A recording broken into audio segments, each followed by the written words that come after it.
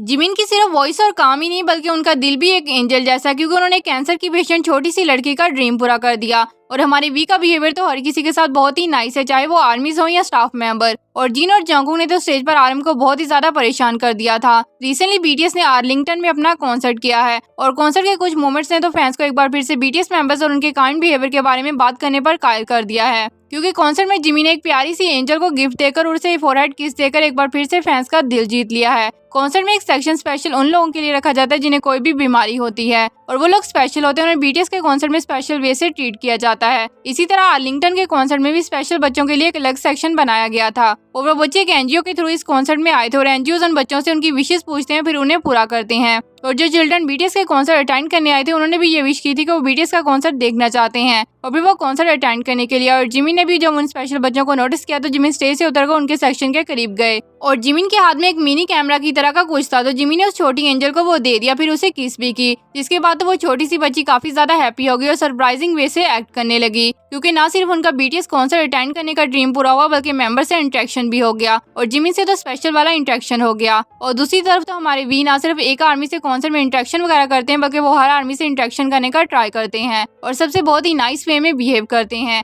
इसी तरह उन्होंने एक आर्मी से हैंडशेक भी किया था। और सेकंड डे के कॉन्सर्ट में आरएम ने स्टाइलिश शर्ट वेयर की हुई थी और वो पीछे से कटिंग हुई थी, मगर जंगकुक ने तो उसे अपने हाथों से और भी ज्यादा कट कर दिया। और फिर जिन ने आरएम से परमिशन ली कि वो उनकी शर्ट के अंदर जाकर कोई फनी सा सीन करना चाहते हैं और फिर इस पर आरएम ने भी उन्हें परमिशन दे दी। फिर इसके बाद जिन ने आरएम की शर्ट के अंदर जाकर अपना फेस बाहर निकाली और स्टेज पर बहुत ही फनी सा सीन क्रिएट कर दिया और जिसे देखने के बाद तो फैंस बिल्कुल सरप्राइज हो गए थे। ये हमारे जीनू और ये आर्मीज के लिए कुछ भी कर सकते हैं। और जहां पर इस सारे क्रिस ब्राउन के कॉन्सर्ट के सिनेरियो के बाद अमेरिकन आर्मीज ने बीटीएस कॉन्सर्ट में ब्लैक ओशन बनाने का प्लान किया था। वहां पर एशियन आर्मीज ने बीटीएस मेंबर्स के लिए पर्पल गैलेक्सी बनाकर न सिर्फ बीटीएस मेंबर्स का बल्कि दूसरी आर्मीज का भी दिल जीत लिया है। जब क्रिस ब्राउन के कॉन्सर्ट वाली कंट्रोवर्सी हुई थी तो बहुत सारे फैंस ट्विटर पर ये बोल रहे थे कि वो बीटीएस के कॉन्सर्ट में ब्लैक ओशन बनाएंगे, क्योंकि वो बीटीएस मेंबर्स के सीबीए के कॉन्सर्ट अटेंड करने के डिसीजन से बिल्कुल भी एग्री नहीं करते थे और काफी सारे दूसरे फैंस उनके ब्लैक ओशन बनाने वाले प्लान को सपोर्ट भी कर रहे थे। मगर एशियन आर्मीज ने तो कॉन्सर्ट को ना सिर्फ एक पर्पल गैलेक्सी बना दिया बल्कि उन्होंने इस कॉन्सर्ट के वेन्यू को बीटीएस मेंबर्स के लिए एक सेफ प्लेस भी बना दिया। और आरएम और जियोब की एंडिंग स्पीच ने तो सब आर्मीज को इमोशनल कर दिया था,